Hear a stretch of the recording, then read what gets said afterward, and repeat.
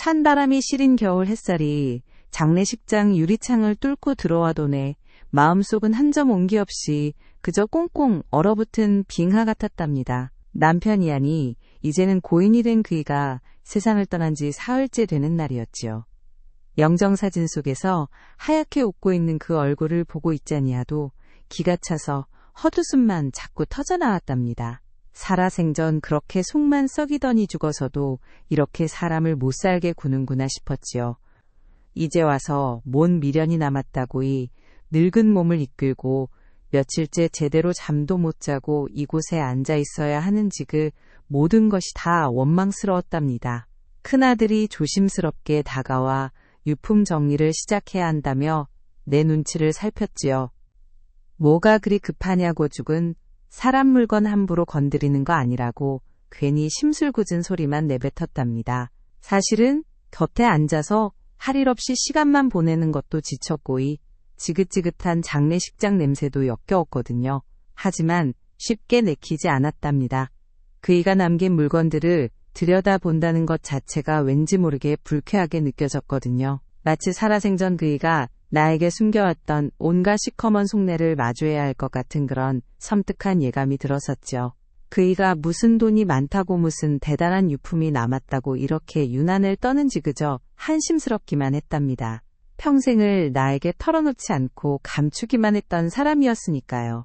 결혼하고 50년이 넘는 세월 동안 그이는 언제나 자기 속내를 감추는 데 급급했답니다. 나는 늘 그의 그림자를 쫓는 것 같았지요. 뭘 하는지 어디에 가는지 누구를 만나는지 시시콜콜 캐물어도 돌아오는 대답은 늘 알아서 뭐하게 그냥 내버려둬 하는 무뚝뚝한 한마디뿐이었답니다.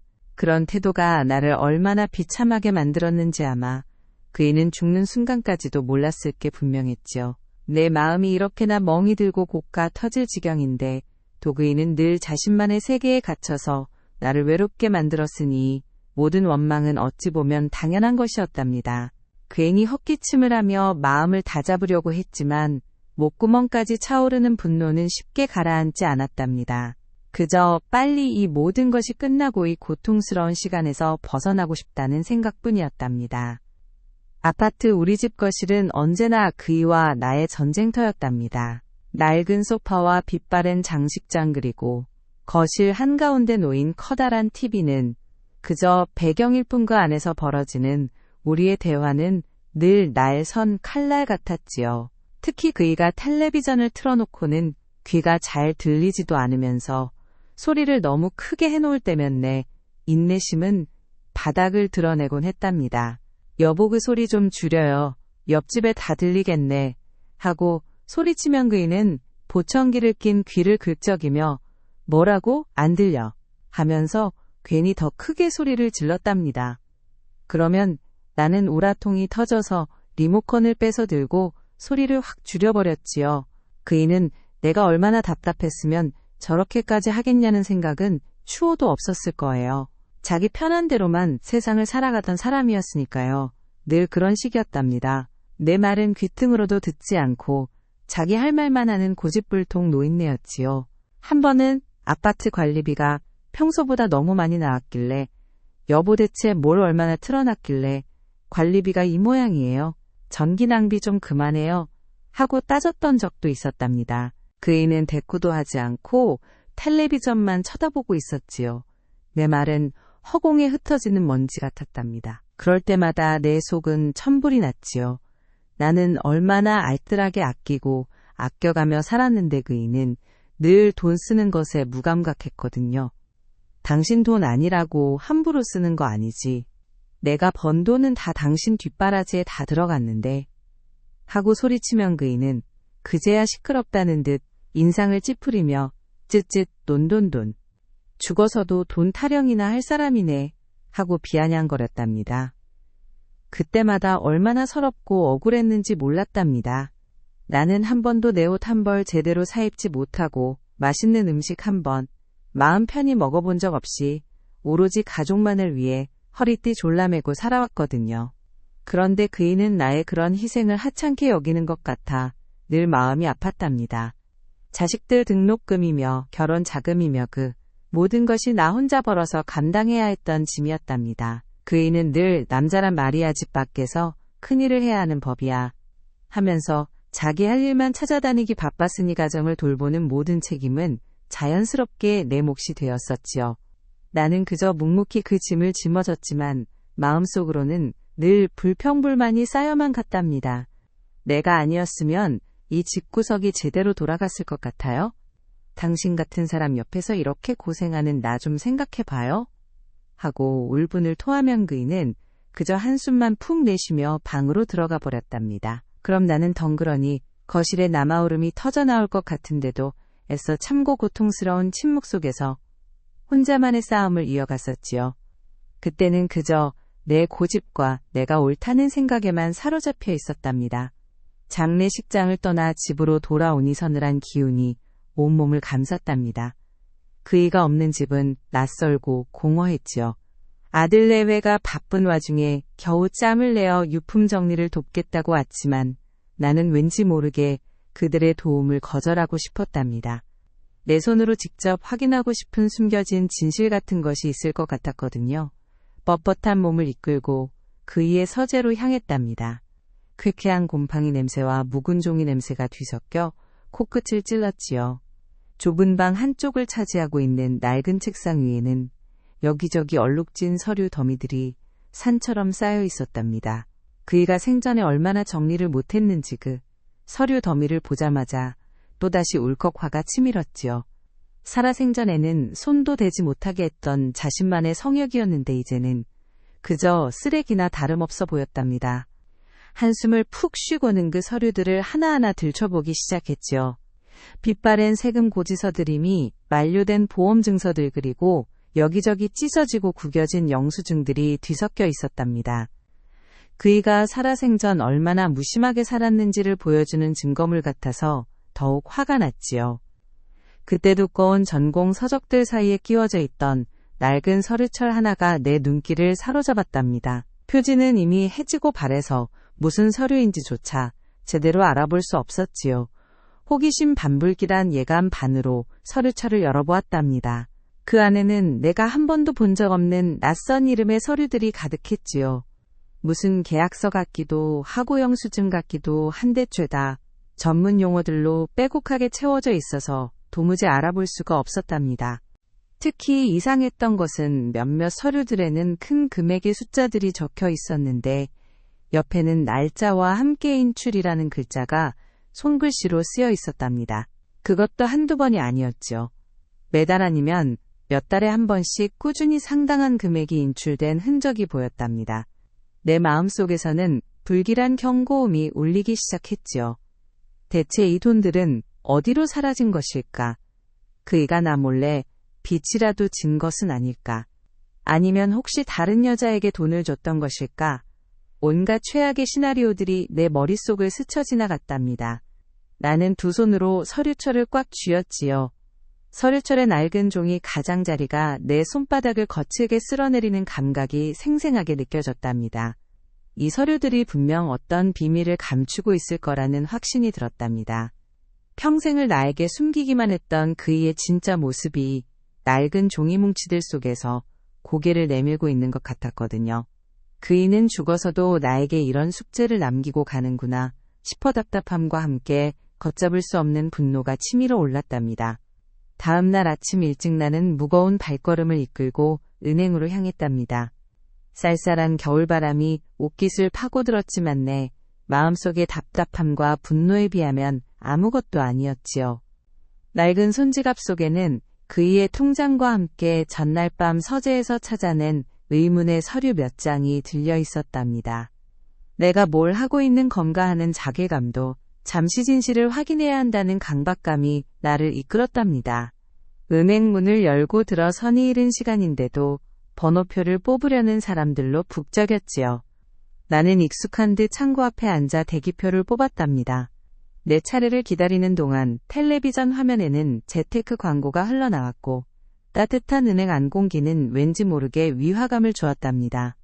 평생 은행에 올 일이라곤 생활비 인출이나 공과금 납부가 전부였던 나에게 이런 식으로 남편의 비밀을 캐내기 위해 찾아온 은행은 너무나 낯선 공간이었지요. 드디어 내 차례가 되어 창고에 앉았답니다. 젊은 은행원이 친절한 미소를 지으며 무슨 일로 오셨냐고 물었지요. 나는 심장이 쿵쾅거리는 것을 애써 누르며 그의 통장과 서류들을 내밀었답니다. 이 통장 주인이 얼마 전에 죽었는데 뭔가 이상한 점이 있는 것 같아서요. 혹시 입출금 내역을 자세히 좀 볼 수 있을까요? 하고 떨리는 목소리로 말했답니다. 은행원은 잠시 당황하는 듯 했지만 이내 직업적인 미소를 되찾고 컴퓨터 화면을 두드렸지요. 내 눈은 그의 통장 내역이 찍혀 나오는 프린터에 고정되어 있었답니다. 웅웅거리는 프린터 소리가 내 귀에는 마치 심장이 터져나가는 소리처럼 들렸지요. 한 장, 두 장. 종이가 뽑혀 나올 때마다 내 얼굴은 점점 더 굳어갔답니다. 거기에는 내가 서재에서 봤던 서류들보다 훨씬 더 많은 의심스러운 큰돈 인출 흔적들이 빼곡하게 찍혀 있었답니다. 매달 규칙적으로 수십만 원에서 수백만 원씩 적게는 몇십만 원씩 빠져나간 내역들이 보였지요. 그것도 한두 달이 아니라 몇 년에 걸쳐 꾸준히 이어진 기록들이었답니다. 빈원, 병원 이체, 빈원, 의료재단 납부개인 계좌, 이체 등 할 수 없는 이름들이 가득했지요. 내 눈은 개인 계좌 이체라는 글자에 특히 오래 머물렀답니다. 대체 누구에게 왜 이렇게 큰 돈을 보냈던 것일까요? 혹시 이 돈들이 어디로 나갔는지 알 수 있을까요? 그리고 개인 계좌 이체라고 되어 있는 건 누구한테 간 건지 하고 조심스럽게 묻자 은행원은 난감한 표정을 지었답니다. 고객님의 계좌가 아니라서 자세한 정보는 알려드릴 수 없습니다. 다만 기록상으로는 정기적으로 특정 기관과 개인에게 이체가 이루어진 것은 맞습니다. 그의 말은 내 의심을 더욱 증폭시켰답니다. 내 몰래 빚을 져서 갚고 있었던 것일까요? 아니면 혹시나 젊은 여자라도 있었던 걸까요? 나는 손바닥으로 얼굴을 쓸어내렸답니다. 이마에 송골송골 맺힌 식은땀이 느껴졌지요. 내가 그렇게 모질게 굴었던 지난 세월 동안 그이는 이런 비밀을 품고 혼자 끙끙 앓고 있었던 걸까요? 하지만 내 머릿속은 빚이라는 두 글자로 가득 찼답니다. 나이 든 노인이 감당할 수 없는 큰 빚이라도 져서 그것 때문에 고생하다가 죽은 것은 아닐까 하는 생각까지 미쳤지요. 그에 대한 원망은 순식간에 분노로 바뀌었답니다. 죽어서까지 나에게 이런 엄청난 짐을 안겨주다니 그이는 정말 나쁜 사람이었구나 싶었지요. 당장이라도 소리를 지르고 싶은 마음을 억누르며 나는 뽑아든 내역서들을 구겨쥐고 은행을 나섰답니다. 차가운 겨울 공기가 폐부 깊숙이 파고들었지만 내 마음은 여전히 뜨거운 불덩이처럼 이글거렸답니다. 아파트 복도를 걷는 내 발걸음은 천근만근 무거웠답니다. 한 손에는 은행에서 받아온 통장 내역서를 쥐고 있었지요. 내 머릿속은 온통 복잡한 생각들로 가득했답니다. 그 많은 돈들이 대체 어디로 사라진 걸까? 그이가 나에게 숨긴 진짜 진실은 무엇일까 하는 의문들이 꼬리에 꼬리를 물었지요. 그때였답니다. 낡은 엘리베이터 문이 열리자마자 옆집에 사는 박씨 아줌마와 딱 마주치게 되었답니다. 박씨 아줌마는 평소에도 동네 소문을 입에 달고 사는 사람이었지요. 늘 그렇듯 나를 보자마자 싱글벙글 웃으며 어머 김 여사님 아니세요? 장례는 잘 치르셨어요? 하고 상냥한 척 인사를 건넸답니다. 하지만 나는 그 속내를 모를 리가 없었지요. 내가 네모 덕분에 잘 맞췄지요. 하고 시큰둥하게 대꾸하자 박씨 아줌마는 갑자기 목소리를 낮추며 귓속말하듯 말했답니다. 근데 김 여사님 요즘 동네에 소문이 좀 안 좋던데요. 세상에 남편분 가신 지 얼마나 됐다고 벌써부터 재산 싸움이라도 나셨나 봐요. 누가 병원에 찾아가서 소리 질렀다는 이야기도 들리고 그녀의 말에 내 얼굴은 순식간에 잿빛으로 변했답니다. 병원이라는 말에 가슴이 철렁 내려앉았지만 더 이상 자세한 이야기를 들을 여유가 없었지요. 무슨 소리예요? 누가 그런 말도 안 되는 소리를 해요? 남편 유품 정리하고 있는 것뿐인데 하고 신경질적으로 쏘아붙였답니다. 내 목소리가 너무 커서 복도에 쩌렁쩌렁 울렸지요. 박씨 아줌마는 눈을 동그랗게 뜨더니 어머나 김 여사님 목소리가 너무 크시네요. 그냥 들리는 이야기라 저도 잘은 모르겠는데 사람들이 그러더라고요. 남편분이 얼마나 고생하다 가셨는데 뒤늦게까지 재산 때문에 시끄럽게 한다고요. 너무 모질다고들 하던데요. 하고는 의미심장한 미소를 지었답니다. 그 말은 마치 비수가 되어 내 심장을 꿰뚫는 것 같았지요. 모질다 나쁜 사람이라니. 나는 그저 진실을 알고 싶었을 뿐인데 동네 사람들은 나를 그렇게 보고 있었단 말인가요? 내가 너무나도 사랑했던 하지만 나를 늘 외롭게 했던 남편의 죽음 앞에서조차 나는 동네 사람들의 입방아에 오르내리는 나쁜 사람이 되어 있었답니다. 나는 아무 말도 할 수 없었답니다. 입술이 바싹 말라붙고 심장이 쿵쾅거렸지요. 박씨, 아줌마는 나의 그런 표정을 보더니 왠지 모르게 만족스러운 듯 고개를 끄덕이며 아니, 모제가 그랬다는 건 아니고요. 다들 걱정해서 하는 소리니까 너무 마음 쓰지 마세요. 그래도 고인에 대한 예의는 지켜야죠, 안 그래요? 하고는 얄밉게 웃으며 먼저 엘리베이터에 올라탔답니다. 엘리베이터 문이 닫히는 순간 나는 그 자리에 멍하니 서서 주저앉을 뻔했지요. 그와의 관계에서 내가 억울했던 부분들은 아무도 몰라준 채 그저 나를 못된 사람으로만 치부하는 주변의 시선이 너무나도 아프게 느껴졌답니다. 나는 그저 내 남편이 나에게 숨긴 진실을 파헤치고 싶었을 뿐이었는데 모든 것이 나를 향한 칼날이 되어 돌아오는 것 같았지요. 눈물이 왈칵 쏟아질 것 같았지만 애써 참고는 흐트러진 마음을 부여잡고 집으로 들어섰답니다. 이제 정말 모든 것을 파헤쳐야 한다는 오기가 발동했거든요.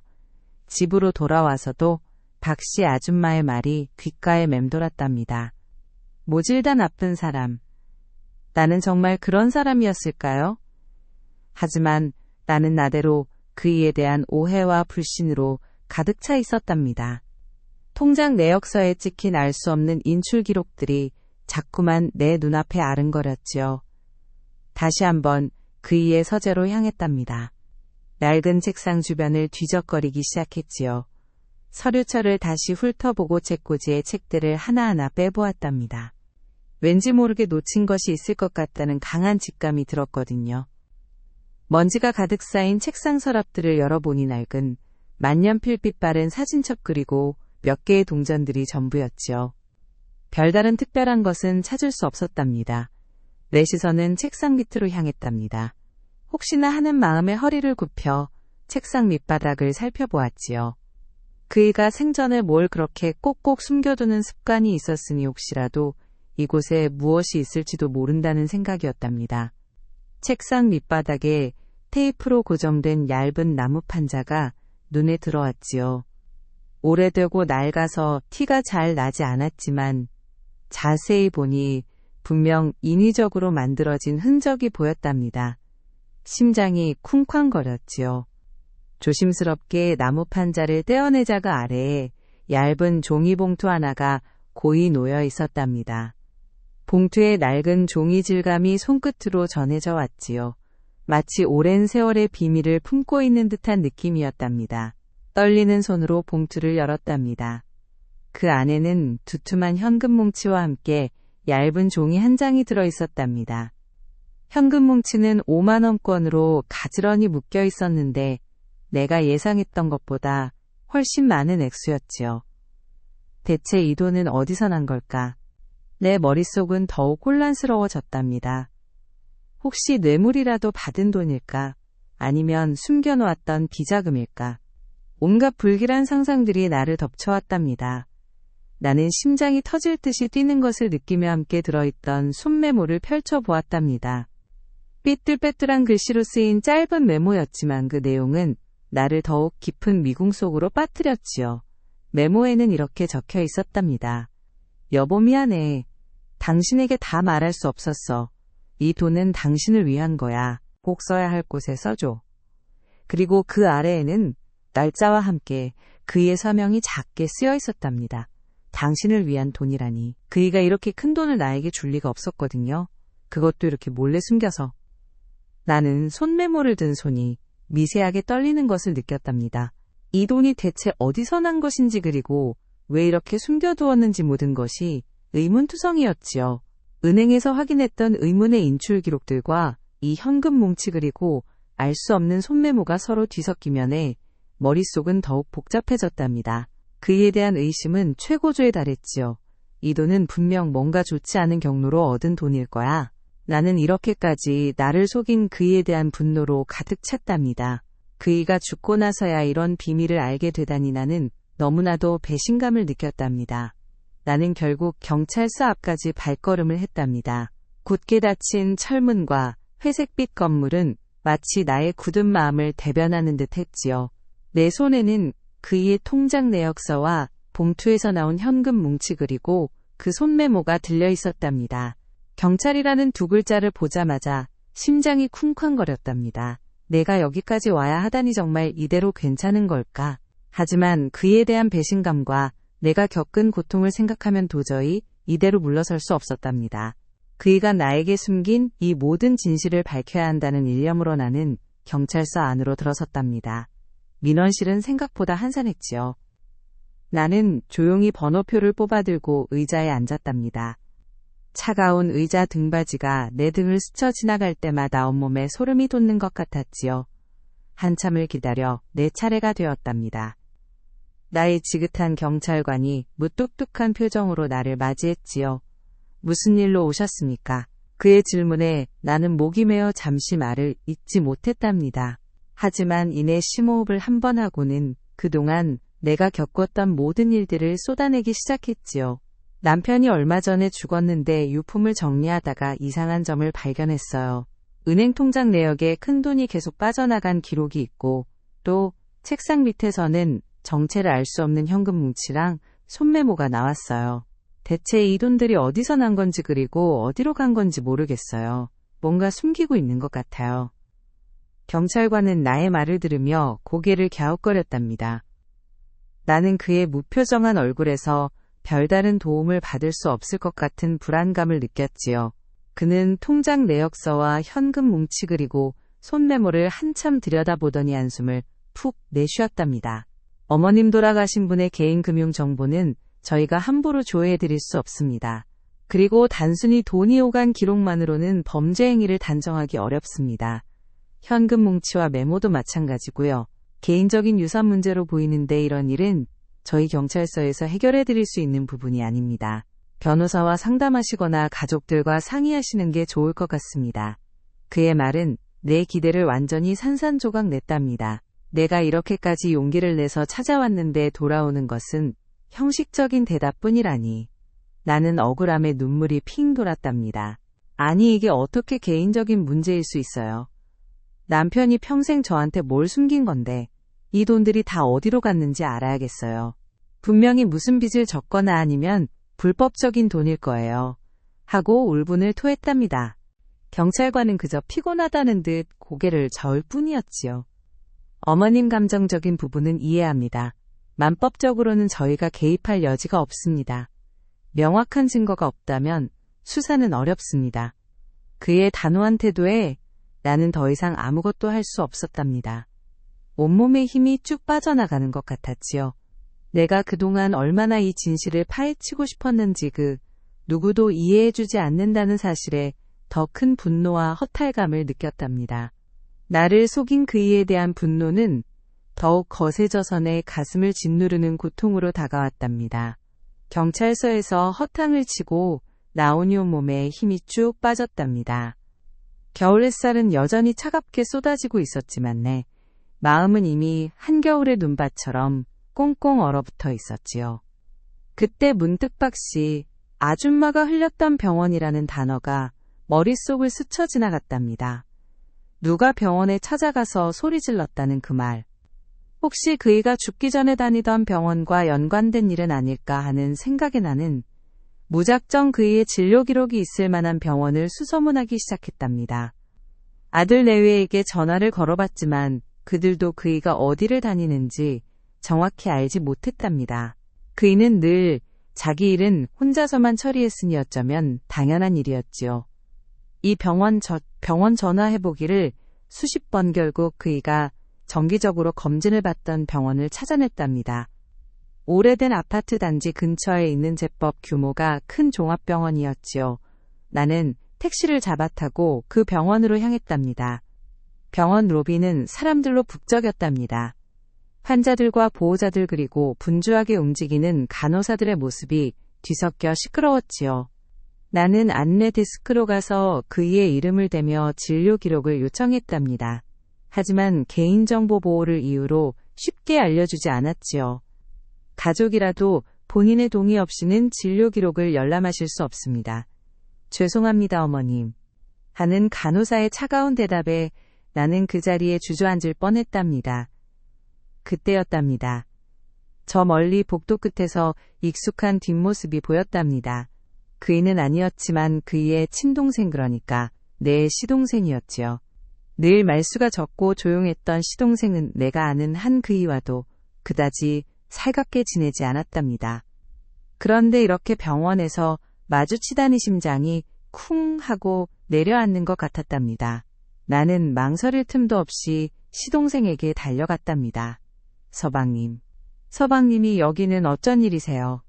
혹시 형님 일 때문에 오신 거예요? 내 목소리는 흥분으로 떨리고 있었답니다. 시동생은 나를 보자마자 화들짝 놀라는 표정이었지요. 그의 얼굴에는 당혹감과 함께 왠지 모를 슬픔 같은 것이 드리워져 있었답니다. 형수님? 형수님이 여기는 무슨 일이세요?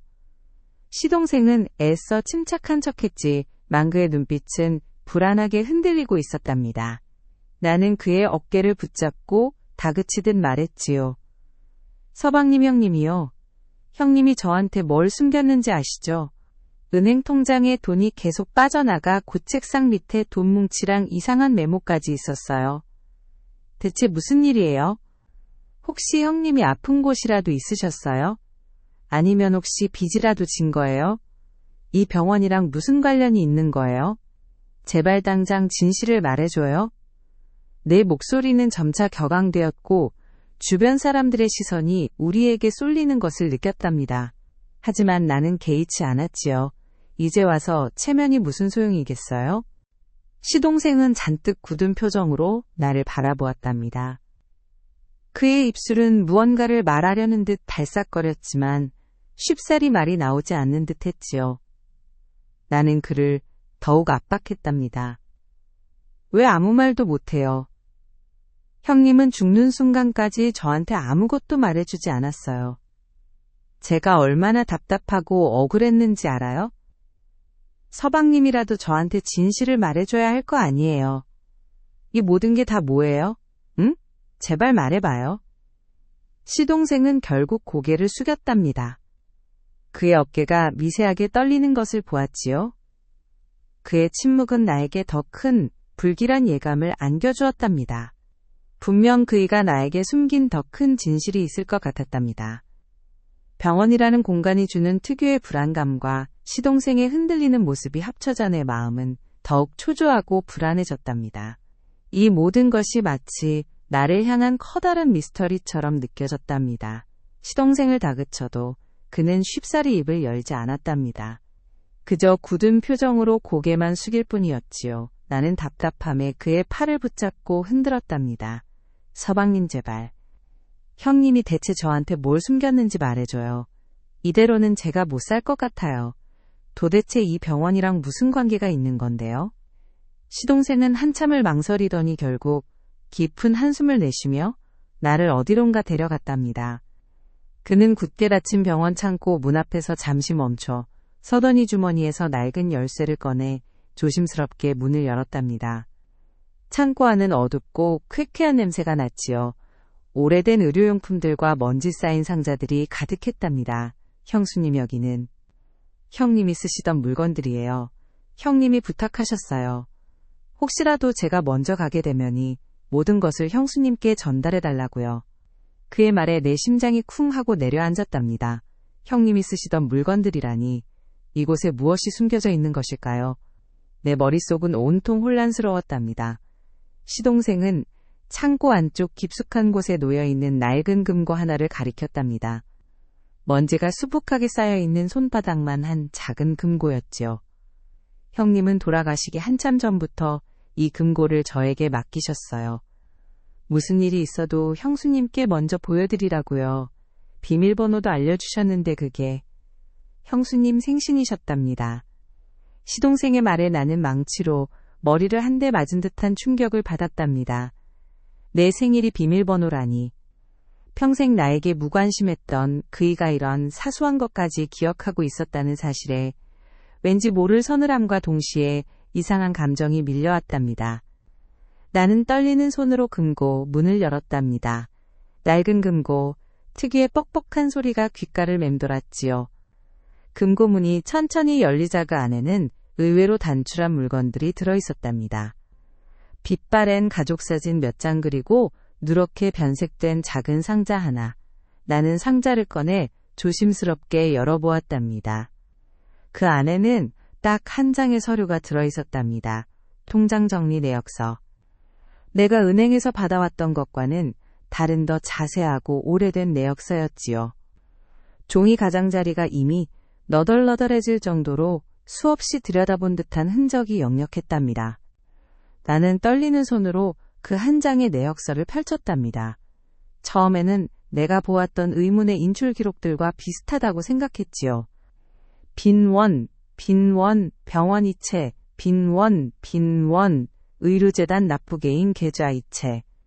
하지만 자세히 보니 그 옆에는 날짜와 금액 그리고 작은 글씨로 쓰인 메모들이 보였답니다. 아내의 진료비 안에 약값 내 생활보조금.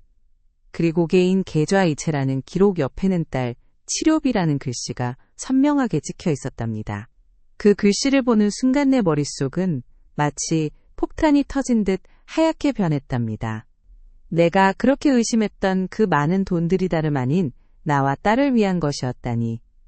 내 눈은 순식간에 눈물로 가득 찼답니다. 내역서의 글씨들이 뿌옇게 번져 보였지요. 내 심장은 갈갈이 찢어지는 듯한 고통에 몸부림쳤답니다. 내가 얼마나 못났고 어리석었는지 한 장의 종이가 모든 것을 말해주고 있었답니다. 나는 그 자리에서 주저앉아 통곡했답니다. 내가 다 잘못 생각했어. 내가 얼마나 당신을 오해했던 거야. 이럴 수가 없어. 내 울음소리는 어두운 창고 안에 메아리 쳤고 시동생은 말없이 내 어깨를 토닥여 주었답니다. 그이가 나에게 숨겼던 진실은 나를 위한 희생이었답니다. 내가 그렇게 낭비벽이 심하다고 비난했던 그 모든 돈들이 사실은 내가 몰랐던 내 건강 문제와 딸의 치료를 위한 것이었다니. 이 모든 것이 다 나의 오해였고 나는 그이의 희생을 알아보지 못한 채 그를 원망하며 살았던 것이었지요. 이 깨달음은 나에게 너무나도 잔혹한 현실이었답니다. 가슴을 쥐어뜯으며 울부짖었지요. 창고를 나와 병원 로비에 다시 서자 모든 풍경이 다르게 보였답니다. 시끄러운 소음도 분주한 사람들의 움직임도 그저 하나의 슬픈 배경처럼 느껴졌지요. 나는 통장 정리 내역서를 든 채로 바닥에 주저앉아 엉엉 울었답니다. 내 옆에서 시동생이 조심스럽게 나를 일으켜 세웠지요. 형수님 괜찮으세요? 형님은 돌아가시기 전까지 형수님 걱정뿐이셨어요. 당신이 아프다는 것도 딸아이가 힘들어한다는 것도 형수님께는 절대 말하지 말라고 신신당부하셨답니다. 혹시라도 형수님 마음 아플까 봐 걱정하실까봐 당신 혼자 다 감당하셨어요. 시동생의 말 한마디 한마디가 비수가 되어 내 심장을 후벼 팠답니다. 그이가 나에게 숨겨왔던 진실 그것은 바로 투병 사실이었답니다. 내역서에 찍힌 안의 진료비 안의 약값은 모두 내가 알았던 지병의 치료비였고 딸 치료비는 딸아이의 갑작스러운 사고로 인한 재활치료비였답니다. 그리고 개인 계좌 이체는 내가 알지 못했던 그이의 항암 치료비와 관련된 것이었지요. 그이는 내가 아플까봐 우리가 힘들까봐 그 모든 고통을 혼자 감내하며 몰래 치료를 받고 있었던 거랍니다. 나에게는 늘 괜찮다 별일 아니다 라고 말하며 묵묵히 자신의 고통을 숨겼던 것이지요. 내가 그렇게 고집불통이고 모진 소리를 퍼부을 때도 그는 그저 말없이 나의 모든 화를 받아냈답니다. 내가 당신을 얼마나 오해했던 거야.